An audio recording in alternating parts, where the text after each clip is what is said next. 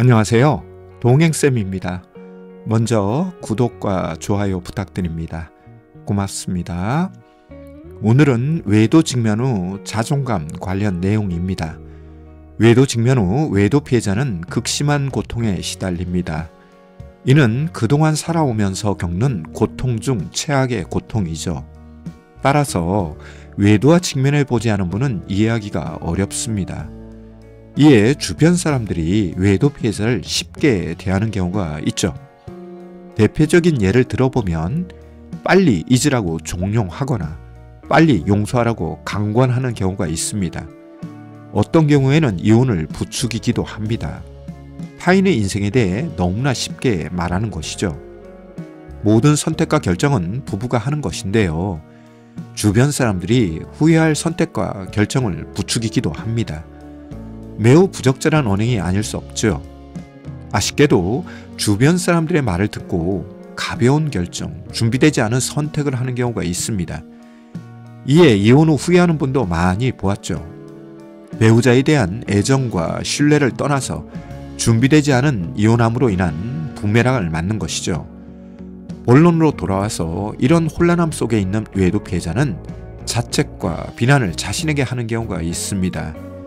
이에 외도 직면 후 떨어진 자존감이 회복되지 않아서 추가적인 상처와 아픔 그리고 고통을 맛보는데요. 그중 3가지만 오늘 이야기해 봅니다.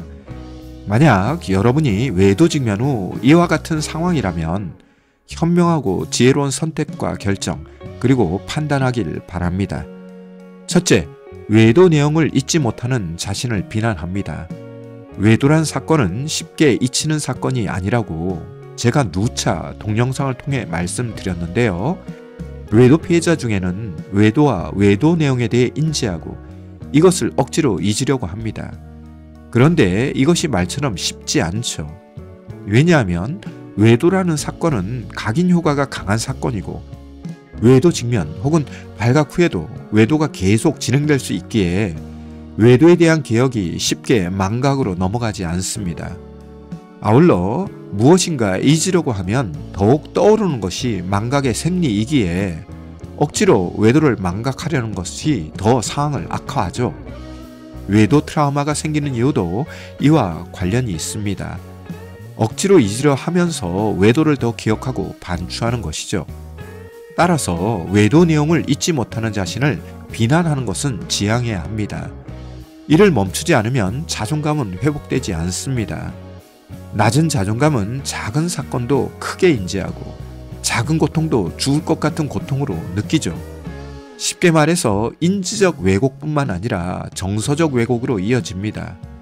이에 실망과 좌절에서 벗어나지 못하고 학습된 무기력에 빠지면서 무기력과 거리두기를 하기 위해 분노의 감정에서 폭력의 행위로 넘어가기도 합니다. 최악의 경우 자신에게 분노하고 자신에게 폭력을 가하는 자해나 자살 충동이 높아지죠. 매우 위험한 상황에 노출되는 것입니다. 따라서 외도 직면 후 자신을 존중하고 사랑해야 외도로 인한 상처와 아픔을 치료할 수 있습니다. 즉 자존감을 회복해야 외도 극복이 가능합니다. 둘째, 분노와 우울감에 흔들리는 자신을 비난합니다. 외도란 감정노동을 심하게 만드는 인생 사건입니다. 평소 평정심이 강한 분도 외도와 직면하면 감정노동과 감정활동이 과하게 활성화되면서 감정기복이 심해집니다. 이는 외도 직면 후 정상 반응의 모습이죠. 이런 모습을 외도 피해자가 보일 경우 자신을 비난하고 자신을 평가절하하는 경우가 있습니다. 이에 이렇게 된 인과관계를 따져서 분노하기도 하고 무기력한 자신의 처지를 바라보며 감정기복이 심해지죠.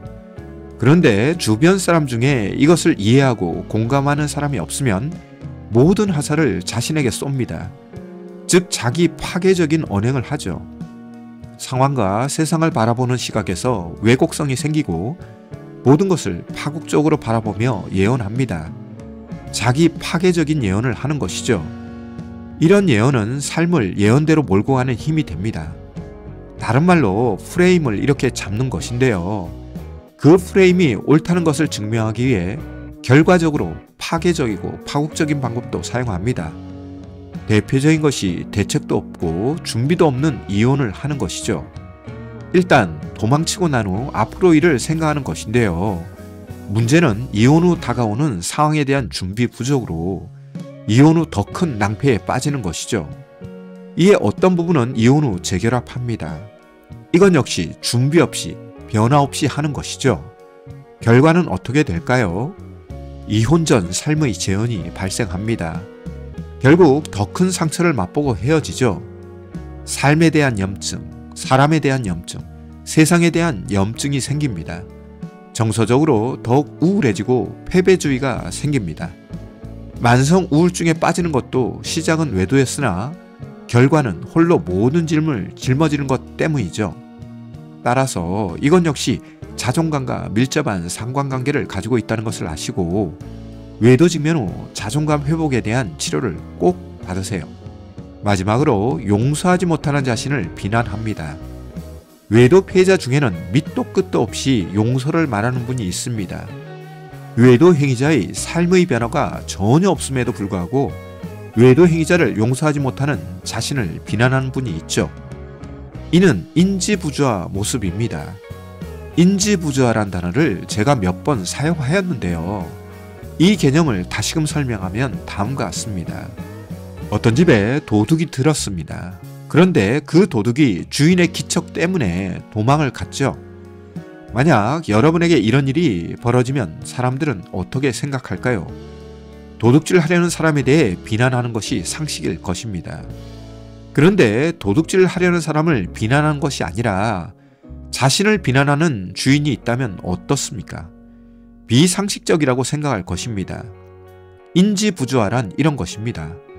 상식적으로 생각해야 하는데 이를 비상식적으로 해석하는 것이죠. 이에 외도 직면으로 뜬금없이 용서를 이야기하는 분이 있습니다. 특히 기독교인 중에는 자신의 독실한 신앙심으로 대책 없이 용서부터 꺼내고 용서부터 하는 분이 있습니다. 외도를 극복하기 위해 부부 사이에 용서가 필요하지만 용서도 과정과 절차가 있습니다. 일단 외도 행위자가 자신의 외도 행위에 대한 인정, 사과, 반성, 책임지기 및 삶의 변화를 이루어야 하는 전제 조건과 외도 피해자는 상처, 아픔, 그리고 고통에 대한 치료가 어느 정도 되어 인지적으로 그리고 정서적으로 용서의 마음이 생길 경우 용서하는 것이 가장 좋습니다. 왜냐하면 쉽게 용서할 경우 외도 행위자는 자신의 부적절한 외도 행위에 대해 가볍게 생각하는 경우가 많기에 외도 행위를 반복할 가능성이 강하고 외도 피해자의 경우 용서 후 인지적으로나 정서적으로 어떤 자극이 감정을 독려할 경우 외도 직면 직전의 상황으로 초기화될 수 있기에 용서는 신중하게 하는 것이 좋습니다. 특히 외도로 인한 상처, 아픔, 그리고 고통이 있는데 그럼에도 불구하고 용서할 경우 상처와 아픔, 그리고 고통이 더 늘어날 수 있습니다. 이는 외도 행위자의 변화 더하기 외도 피해자의 자존감에 의해 언제든지 벌어질 수 있는 변수이기에 용서는 신중해야 하지만 용서하지 못하는 자신을 비난할 일도 아닙니다. 이렇게 세 가지를 오늘 다루었는데요. 외도 극복을 위해 외도 피해자가 지향해야 할 것은 자신을 비난하거나 평가절하하는 것입니다. 특히 앞에서 언급한 외도에 대한 망각, 외도로 인한 감정 기복, 그리고 외도에 대한 용서 부분에서 자기를 비난하는 것은 외도 극복에 도움이 되지 않습니다. 만약 이런 고통에서 벗어나지 못하고 있는 분이 당신이라면 즉시 치료적 도움을 받는 것이 좋습니다. 오늘 준비한 내용은 여기까지인데요. 도움이 되셨다면 구독과 좋아요 부탁합니다. 고맙습니다.